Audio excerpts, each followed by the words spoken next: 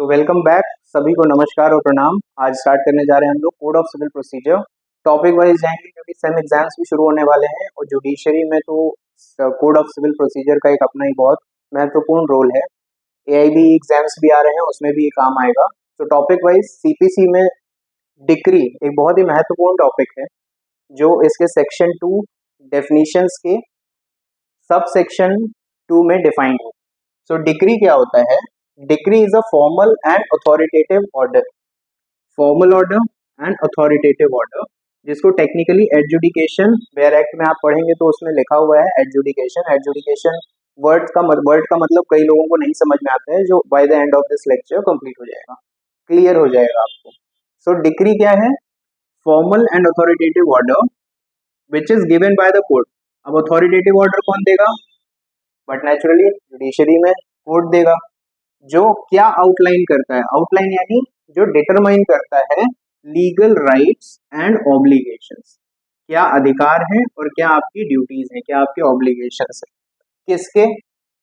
Parties के, जो involve हैं किसी वाद में, किसी सूट में।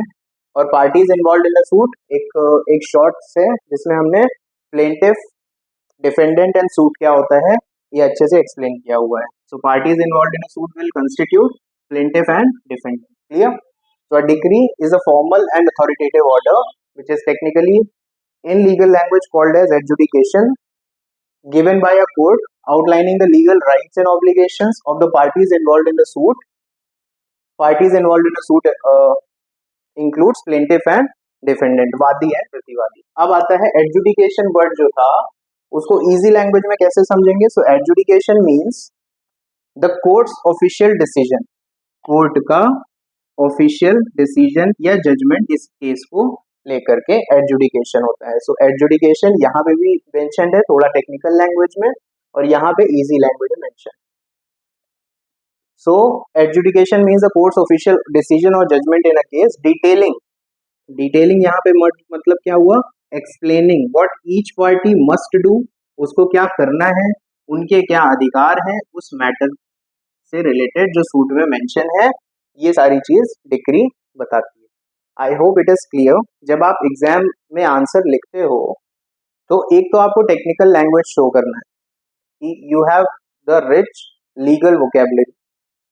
रिच लीगल वोकेबलरी एग्जामिनर को इंप्रेस करने के लिए बहुत इंपॉर्टेंट होता है। सेक्शन भूलना नहीं है, and technical language and simple language, layman language, दोनों को मिला जुला करके आपको एक अच्छा सा एक्सप्लेनेशन लिखना है। ये एक्सप्लेनेशन काफी है आपके एग्जाम्स के आंसर्स को लिखने के लिए। सेमेस्टर एग्जाम्स की बात कर रहा हूँ। डिक्री की टाइप्स हैं preliminary, final and partly final decree. So preliminary नाम से ही समझ में आता है कि शुरुआत में एक ऑर्डर पास कर दिया जाएगा which is not final, but आ गया है, but it decides some issues. पूरा तो नहीं फाइनल होगा, बट कुछ इश्यूज को डिसाइड कर देगा जिनमें फर्दर इंक्वायरी की जरूरत है कोर्ट को। ठीक है, प्रिलिमिनरी डिग्री फाइनल डिग्री नहीं है, सबसे पहले तो ये लिखना है। बट ये क्या डिसाइड करेगी? कुछ इंपॉर्टेंट इश्यूज जिनमें फर्दर इंक्वायरी की कोर्ट को जरूरत है। जैसे एग्जाम्पल, प्रॉपर्टी डिवाइड करना है, दो लोगों के बीच में डिस्प्यूट है। अब ये तो डिटरमाइन करने में कौन सही बोल रहा है कौन गलत बोल रहा है कोर्ट को टाइम लगेगा ना। अब उसके बीच में कोई सेल ना कर दे, प्रॉपर्टी डिस्पोज ऑफ ना कर दे, तो वो रोक लगाने के लिए हो सकता है कि डिक्री पास कर दी जाए, बट वो फाइनल तो नहीं होगी। तो उस तरह की ऑर्डर्स जो कोर्ट निकालेंगे उनको प्रिलिमिनरी डिक्री में कंसिडर किया जाएगा। और ये भी ऐड करना है लिखते समय कि final decree follows after all issues are resolve. Preliminary degree final नहीं होती है, इसके बाद आएगी फाइनल डिग्री। फाइनल डिग्री कब आएगी? जब सारे इश्यूज रिजॉल्व हो जाएंगे। क्लियर? फाइनल डिग्री क्या है? फाइनल डिग्री वो डिग्री जो फुली रिजॉल्व कर देगी केस को, कोई फर्दर क्वेश्चन, कोई फर्दर इश्यूज उसमें इन्वॉल्व नहीं होंगे। ठीक है, कोर्ट पूरी तरह से सेटिस्फाई हो जाएगा और अपना डिसीजन एडजुडिकेट कर देगा। तीसरी टाइप की डिग्री है partly final decree. So this resolves part of the case. Case का एक महत्वपूर्ण सब्सटैंशियल पार्ट, एसेंशियल या substantial part of the case को रिजॉल्व करेगा, वाइल जो रेस्ट रिमेनिंग पार्ट होगा it will continuous. For instance अगर लाइबिलिटी को लेके कोई डिसीजन देना है कोर्ट को, बराबर, तो यहाँ पे कोर्ट को असर्टेन करना पड़ेगा calculation of damages. So calculation of damages pending है, फिर भी उसने उसके एक पार्ट को, उस सब्सटेंशियल इशू के एक पार्ट को रिजॉल्व कर दिया है और डिक्री पास कर दी है, तो वो पार्टली फाइनल मानी जाएगी। फिर जब कोर्ट फाइनली कैलकुलेट कर लेगा, डैमेजेस को असर्टेन कर लेगा, उसके बाद जो डिक्री आएगी वो फाइनल डिक्री होगी। क्लियर? वैसे तो डिक्री एक बहुत बड़ा कॉन्सेप्ट है, जिसका जो अनंत कॉन्सेप्ट कह सकते हो वो है, जिसका कोई अंत नहीं, बहुत सारी चीजें आती हैं। एक बहुत ऑफन क्वेश्चन जुडिशरी में जो आते हैं वो ये आते हैं कि आपको ऑप्शंस देंगे और पूछेंगे इनमें से क्या डिग्री कंसिडर करोगे और इनमें से क्या डिग्री कंसिडर नहीं हो। तो ये एक बहुत इंपॉर्टेंट क्वेश्चन है, तो इसको तो फर्दर एलेबरेट अपन करते रहेंगे, साथ ही आपको पढ़ाई भी अपनी जारी रखनी है। केस लॉ इसका है, जैसा मैंने तुम्हें बताया अभी कि क्वेश्चन आते हैं कि ये पर्टिकुलर चीज डिग्री है या नहीं। तो एक केस था BSES Rajdhani power limited versus state NCT of Delhi, NCT मतलब national capital territory of Delhi, 2010 का केस था। इसमें बोला गया था कि determination of civil liability against consumer, समझे, determination of civil liability against consumer in terms of money by special courts, determination calculation civil liability का इसके अगेंस्ट कंज्यूमर के in terms of money by special courts decree नहीं मानी जाएगी। Clear?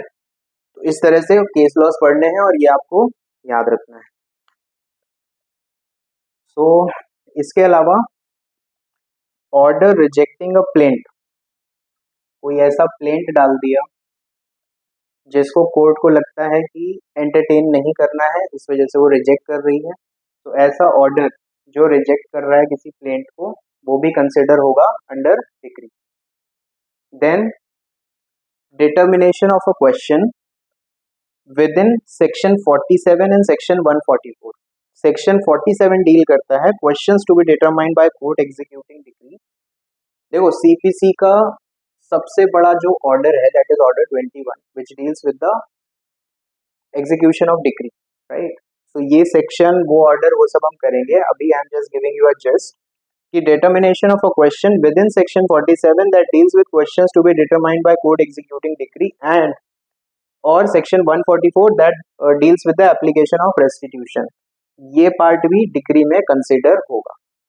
So this is all about decree, इसका explanation, इसके types, case law and further और क्या क्या इसमें इंक्लूड हो सकता है। इसके अलावा भी लिस्ट काफ़ी बड़ी है, बट आंसर लिखने के लिए अभी इतना काफ़ी है, स्पेशली 60-40 या 75-25 पैटर्न में जो लॉ सेमेस्टर्स एग्जाम्स होंगे उसमें आपके कॉन्सेप्ट क्लियरेंस के लिए इतना डिटेल काफ़ी है। So I hope you like the lecture and do like share subscribe the channel and share with the need so that it will be helpful for other students as well. Thank you so much. Namaskar, pranam.